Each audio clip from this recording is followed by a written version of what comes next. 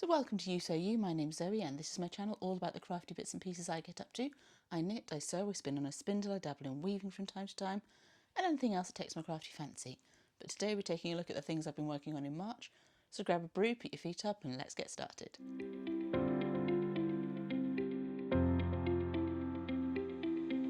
So welcome back to any returning viewers and to any new viewers, a very warm welcome to you. As I mentioned at the opening of this video, we're looking at the things I've been working on in March today. So before we dive straight into that, let's talk about what I am wearing. This is my version of the Tolster tee by Ewe Rebecca Clow? Oh, names. Ewe.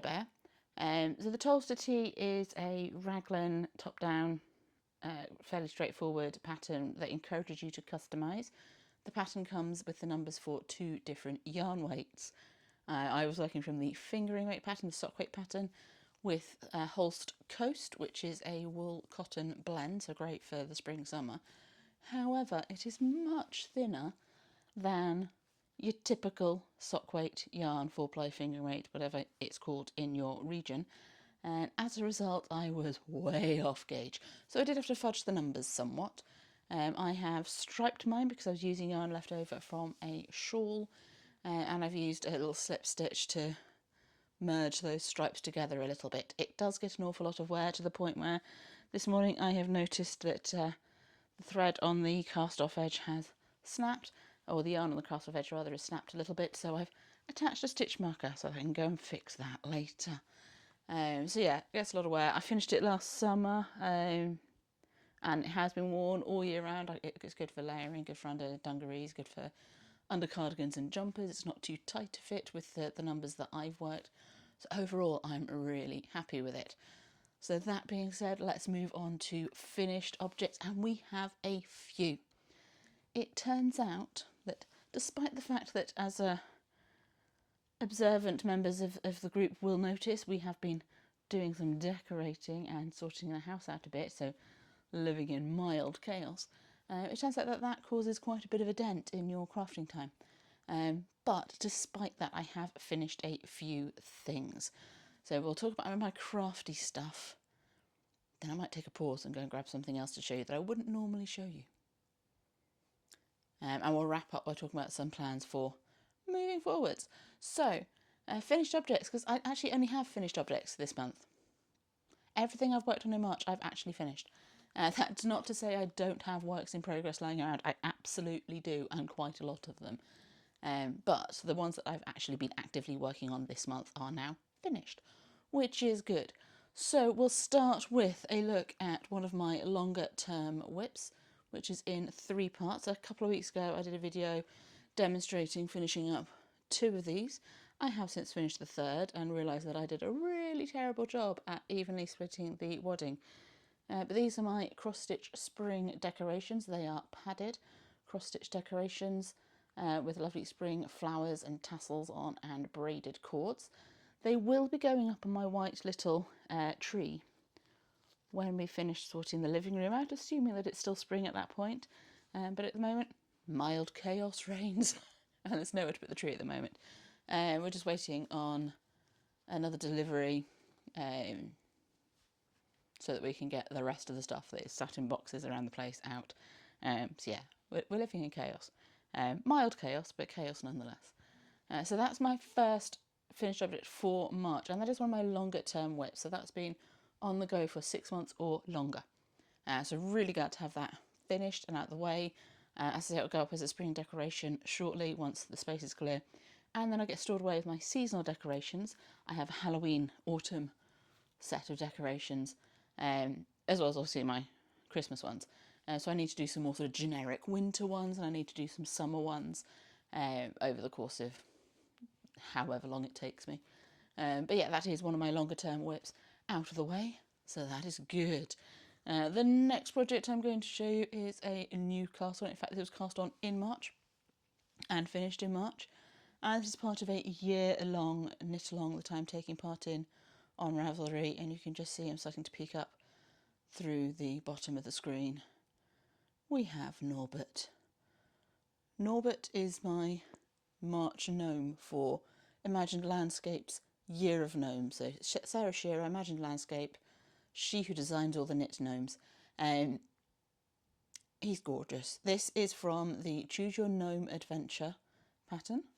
So I went with the striped garter ridge hat and the plain body, but with the two-tone striped vertical beard and the oblong nose. So he sits proudly on the shelf with his fellow gnomes. My first gnome was the December gnome last year, so he is only gnome number 4, and he's also the 4th gnome out of the same set of 20-gram minis. I mean, granted, 2 of them are tiny, but still, I still have yarn left. I have a decent chunk of the beige and the white, or the cream, and I have a little bit of the darker red. This red is pretty much done. We're true scraps on that one now. But yeah, 2 big gnomes, 2 little gnomes out of 4 20-gram minis. Pretty pleased with that. I'm enjoying knitting the gnomes. I've got some little plasticky pellets that go in the bottom to weight them a little bit to help them stand up. I do really like the way that Sarah does the decreases for the base. That is rather neat and tidy. And yeah, quite a lot of personality. And there's so many patterns, so many options out there. So I'm enjoying watching everybody else's come up each month. We'll put him to one side. He'll be going back on the shelf with the rest of his family once I finish filming. My next work in progress is also a March start. This is also for a knit along. I'm taking part in Toku Tiku's Toku Tiku. Which way around does the G and the Q go? I'll put it on the screen.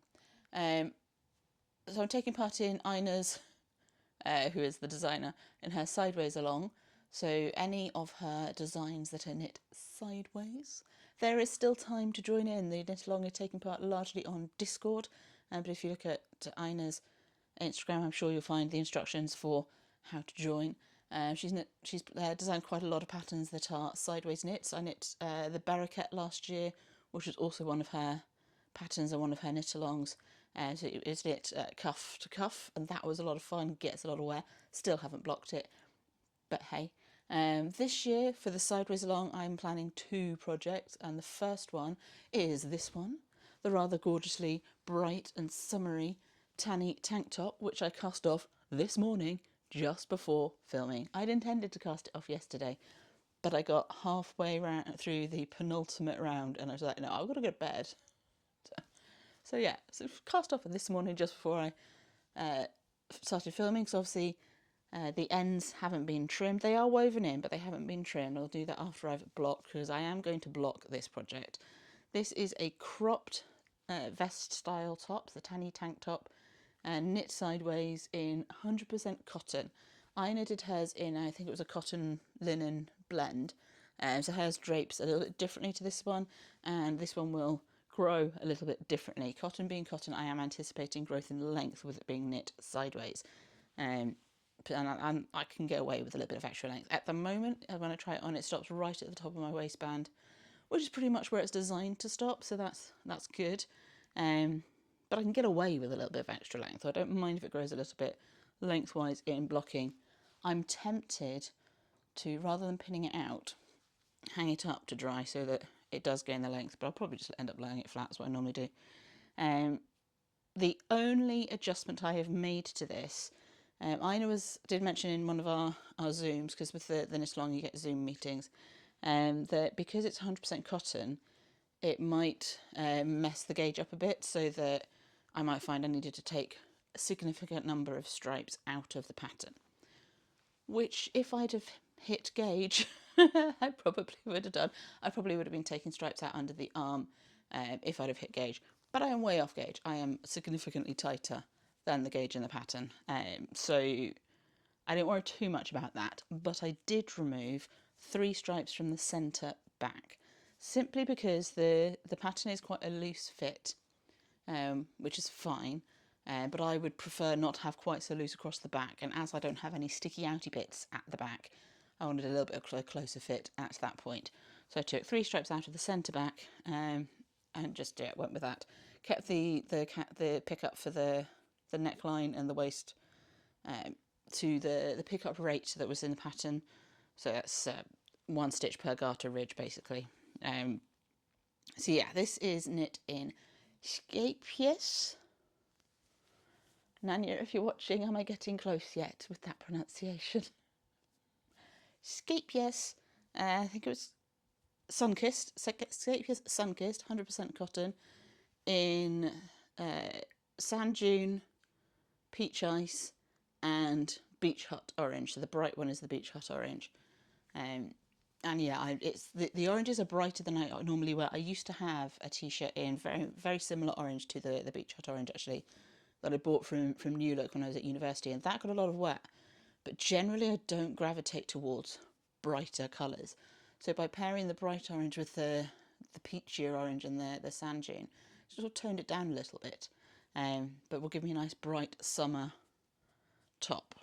So yeah, so looking forward to getting a lot of wear out of that when the weather makes up its mind as to what it's doing, because, you know, it's March. Weather's not got a clue at the moment. Be nice if it settles down by the end of next week, because schools break up at the end of next week for the Easter break, and I get 2 weeks off.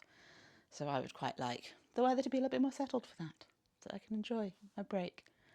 And hopefully our furniture will have arrived. We can finish the house. That'd be good. Okay, so that's three finished objects, 2 knits, 1 cross stitch, and my final finished object to show you is another one of my long-standing whips. I'm not going to go into huge detail and close-ups on this because next week's video is going to tell you a little bit more about the finishing stages of this project. And this is a project that I started around about when I ran the marathon, which was in 2015. So it's been on the go since at least 2015. Possibly my oldest whip. Not 100% sure on that, but possibly my oldest whip. This is a log cabin quilt. It's a lap quilt size quilt. It's all slightly wonky, but that's fine. It's all been done on the machine. All the quilting, all the binding, everything's been done on the machine. So I used the log cabin quilt block for the top, and I've pieced together from the leftover fabrics the back.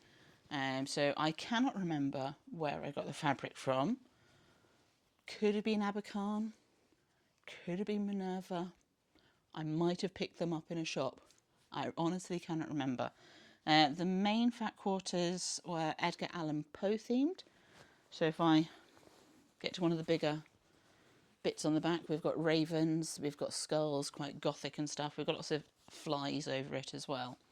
And I've paired that with some batik fat quarters. And then more recently I bought some Moda grunge for the borders, and I think that the binding was also Moda. So this got finished yesterday. The only thing that is left to think about is putting a label on it.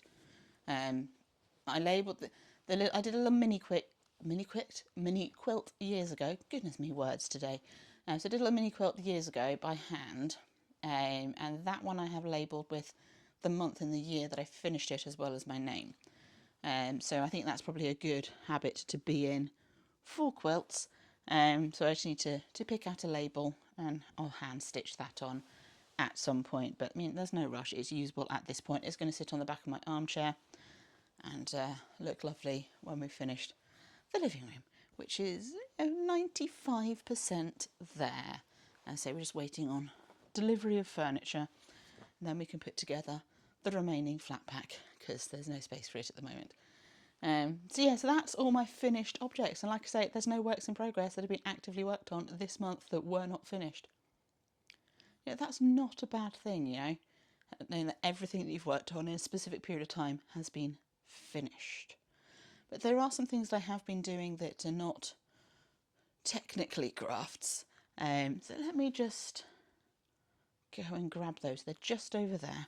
You're not going to notice me being gone, but yeah, back in a sec. Okay, so I'm back. I'll say you won't have noticed me being gone, but yeah, I'm here. So before I get into plans for moving forward, and you know, analysing how I was doing on some of my goals for the first quarter of the year, because we are now at the end of that quarter, let's talk jigsaw puzzles. I won't normally show you all the jigsaw puzzles I've been working on, and this won't be all of them that I'll show you now. But I have fallen a little bit down the jigsaw tube rabbit hole, and in the process of that, I heard about this company called Peace Relax. It's a Chinese company, but they do plastic jigsaw puzzles. So I have one sitting on my fireplace that I'm not going to show you right now because it's a flat jigsaw, it's kind of normal. But it's plastic and it's designed to stay together once you put it together so you can use it as artwork around your house. But they also do 3D jigsaw puzzles. So, to go with the colour scheme, the new colour scheme for the living room, I have this little functional plant pot. It has inside it a little removable pot with drainage and another pot there, so you can actually put plants in it if you want to. We'll probably just use it as decoration, or a pen pot or something. So that's rather adorable. They also do, this one was much more tricky. This one's nice and sturdy. I'm not worried about this one at all. This one, particularly at the top, is much more delicate. This is a vase. Again, it is functional to a point. It does have inside it a little vessel that's about that tall, so you can put water in if you are careful and use it as an actual functioning vase. Again, we're going to just use it as decoration. The vessel inside doesn't come all the way up, so it's a little bit of an aim and shoot type situation for getting water in there. But I mean, dried flowers would be fine in here, and they do several different designs of this. But that will go nicely with the colour scheme for our really newly done up craft room. And so there's the vessel that goes in the inside. But yeah, it's not very tall, so we'll just reattach that. So that's going to sit on a shelf and be decorative. But the one jigsaw puzzle that excited me the most this quarter, again by Peace Relax, it's a notebook. I mean, it's a journal, technically. It's got space and pages for a date. But the front cover and the back cover is a jigsaw. Right, how ingenious is that? Again, they have several different designs. I don't need more notebooks, but I would quite like more of the covers. So I can see me doing more of these ones. It didn't take me too long. They're quite small piece counts. They've got hinged jigsaw pieces. Who comes up with these ideas? So that's my current little rabbit hole for when I'm not crafting or sugar soaping walls, that kind of thing. We do still have a fair amount of stuff to do in the house, so I can imagine next month might be a bit similar in terms of the amount of crafting that I get done. But if I'm continuing to knock out finished objects from the long-term WIP list, that's fine. So with that in mind, let's talk about how I've been doing on my goal for crafting for the first quarter of 2025. So at the start of 2025, I wrote myself a little list of all the long-term works in progress that I could think of at the time. And there were 18 projects on that list. And I set myself a good, better, best goal for things to finish from that list. So my good was 6, my better was 12, and my best was 18. Obviously, I haven't hit the better or best, so we'll just ignore those for now. They were stretch goals. It's fine. But out of those original 18 long-term WIPs, so projects that have been on the go for 6 months or longer, I have completed 5. So not quite the 6 I was aiming for, but 5. So that's not too bad. It does mean that that's long-term WIPs out of the way. They're no longer taking up space in the craft supplies, so that's a good thing. What is even better is out of that list of 18, I have made progress, including the ones I've finished, on 10 projects. So 10 projects that hadn't been touched for months, that have been on the go for 6 months or longer, have had progress made on them. 9 of them hadn't been touched in a while. 1 of them had been getting chipped away at. But yeah, that's still 10 progress. So yeah, I'm really pleased with that. Whilst sorting out the craft room, because part of the sorting out the house, we've put better storage in the craft room. So that's involved some sorting out. And I have discovered a lot more projects across various different crafts that have been started and not yet finished. So that list is now standing at this. And that's just the old long-standing whips. That doesn't include the newer whips that I've cast on, which to be fair is not as many. Some of those are well, one in particular is at risk of falling into that long-standing whip list. So yeah, we're making progress, so that's the good thing. So moving forwards into the second quarter of 2025, because I am thinking in quarters at the moment, we're going to continue chipping away at those long-standing whips. Making progress on them is fine. Getting them finished is even better. I managed to finish 5 this quarter, so we'll still aim for 6 for the next quarter. Some of them are going to take longer to finish than others, but yeah. So we'll aim to finish 6 and to continue making progress on others. That'll be my 2 goals for those 2 that big wish list. So 2 sort of focus areas: making progress on as many as possible, and finishing 6 by the end of June. Hopefully some of that will happen in the garden, but that's another thing that we've got to sort out. So I've already mentioned the knit-alongs that I'm taking part in. Words are hard this morning. So I've already mentioned the knit-alongs that I'm taking part in this year. So one is the Year of Gnomes from Sarah Shearer at Imagine Landscapes, and one is the Sideways Along from Aina, which is Tokutiku, and I will be casting on my second project for that today or tomorrow, and that will be the centre point crossover. Again, I'm not going to be on gauge for this. I'm not using the recommended yarn. I'm holding 2 strands of Holst Tides together. Holst Tides is thin like this yarn, so I will be off gauge. That's a given.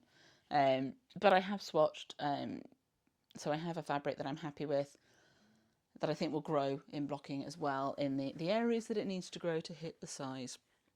And I'm happy with how the fabric looks after it's blocked. So yeah, we'll do a little bit of jiggery pokery if needed.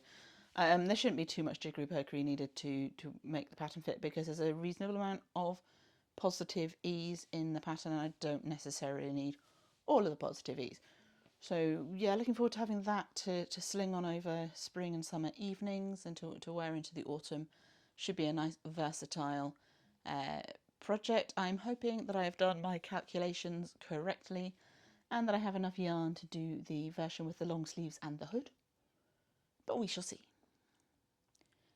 So that's getting cast on certainly this weekend. I'm filming on Friday. This will go live Saturday.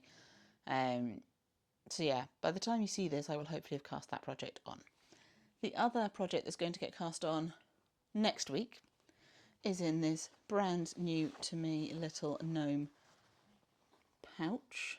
This came with the yarn that is inside it, ready for Sarah Shearer's April Mystery Gnome. I won't say Professor Fungi, something like that. So I have bought from Yarn Unique, so this is the label that came with the yarn, some minis for the April Gnome Along. So the April Mystery Gnome, which will be my April Year of Gnomes entry, is inspired by mushrooms. So Yarn Unique has dyed mini sets inspired by mushrooms using UV reactive dyes. So in theory, this gnome should glow in the dark. So that'll be fun. I've not used UV reactive yarn before, so we'll see how effective it is. I've also not knit in this base before. I do have a similar base in a mini upstairs that I got from a friend that I just haven't worked out what to use it for yet. I've had it for years, but I mean, it'll get used eventually. Minis don't take up a lot of space. So this is 70% merino, 15% yak, 10% nylon, in the colourway UV Young Amethystina. If I remember when I'm editing, I will put a picture up of the mushroom that inspired the colourway. Here is my yarn for the April gnome. The dyer has put it on multiple bases, so this is the yarn that I ordered on the yak base, which made it much moodier of a colour. On the other yarn bases, because they're on a sort of more creamy white natural yarn colour are brighter, but the yak being more of a sort of grey, it's just saddened the colours, as the dyers call it. What a terrible term for colours. It's made them more moody. So I thought that was more in keeping with the mushroom theme. And yeah, I'm looking forward to getting those wound up this weekend, ready for the first clue to drop next week. I think it's the 2nd of April that the first clue comes out. So planning for that to be finished in April.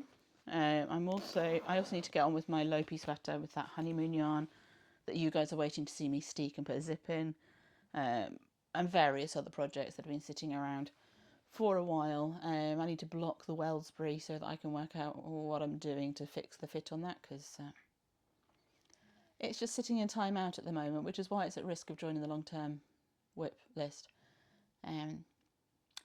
So with all the crafts that you're used to seeing me, that's the thinking, that's the planning. I can see me doing more 3D jigsaws. I have a canvas one to do. It's a plastic jigsaw, but it's in the style of an art canvas to go up in the bathroom. So I thought plastic jigsaws in the bathroom, that'll work. Yes, I'll be doing more jigsaws over the next few months, no doubt. But you probably won't see those unless I do something kind of weird and wonderful and a bit different. You probably won't see it. In terms of other projects, I have a new toy to learn to play with. It arrived yesterday and I haven't had a chance to play with it yet, so that's something to do this weekend. I've splurged. Those of you who are in the UK, don't want to scare you, but it's Mother's Day tomorrow. In the UK, we used to have Mother's Day at the end of March because of Mothering Sunday, when people would go home to their mother church, be the first time they've seen their family since Christmas, and that's now morphed into Mother's Day. So we don't celebrate it at the same time as other countries. So don't want to scare the Brits, but yeah, Mother's Day tomorrow. Go to the shops, get her some flowers or some chocolate or a nice bottle of wine. Don't forget. So for Mother's Day in the UK, the Cricket website was having a huge sale. And by huge, I mean 50% off some of their machines, 30% off some of their supplies. And then if you get one of their bundles with a machine and supplies, and the first month free for their subscription service to their Design Space extra stuff, that's cheaper than if you get it without the subscription. So I've bought myself a Cricut Maker 4, which is the newest machine. I've been eyeing up Cricuts for years. So I finally got one, and I've got an Easy Press to go with it, which is essentially an iron. You can cut iron on vinyl and infusible ink sheets with the Cricut machine. So I bought the Easy Press because it's a larger surface area than the iron. So using larger designs will be easier. I also got a little mini press because I have some books that the covers are knackered and need replacing. So at some point, eventually, I would like to learn how to rebind books to fix those, because they're books that I don't want to get rid of. So I thought the little mini press would be easier for that. The benefit of the Easy Press over the domestic iron, because you can use the domestic iron with iron-on products, is that they have timers and temperature settings, like to the degree, on them. So I felt that would be better. And with the Easy Press, the larger surface area means I can do larger designs. I can also see me using the Easy Presses for interfacing and dressmaking, doing the little fiddly seams with the little mini press. I can see me using the Easy Press in dressmaking as alongside my domestic iron. But the Cricut itself can also cut fabric. I can cut EPP hexagons accurately with the Cricut machine, and quilt pieces accurately with the Cricut machine, which is why I went for the one that I went for. It's not the cheapest. It is a splurge, definitely a splurge project. But the sale is going on until tomorrow for UK customers because Mother's Day. So if you have the spare funds and the space and are looking for a cutting machine, they do little ones and they do big ones. They do want the makers are the only ones that cut the fabric without the interfacing on. Some of the smaller machines, and I think the Explore cut with interfacing on the fabric. So not so good for quilting, but fine for applique. So yeah, if you're in the market for a machine and you were going to get one anyway, and you're in the UK, order it now before the sale ends. Because yeah, significant savings. So yeah, definitely a splurge, definitely a luxury purchase, not something that I would be doing every day, but it is something that I can see me using as part of my other crafting activities. You can see me putting little vinyls on garments and that kind of thing. Infusible ink onto project bags, that sort of stuff, because infusible ink you need polyester, and I generally lean towards more natural fibres.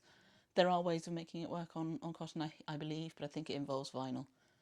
So yes, I've got some skills to learn there. Toy to play with. So you can look forward to seeing some more cricket-related stuff eventually, once I've worked out what I'm doing, because new toy. So yes, I'm going to have a play around with that this weekend. So I suppose I best think about getting the plants that arrived yesterday into the garden, getting the mountain of boxes organised. We're waiting for the next paper collection for recycling. It's once a month. Everybody orders stuff online. Why are you only collecting cardboard boxes once a month?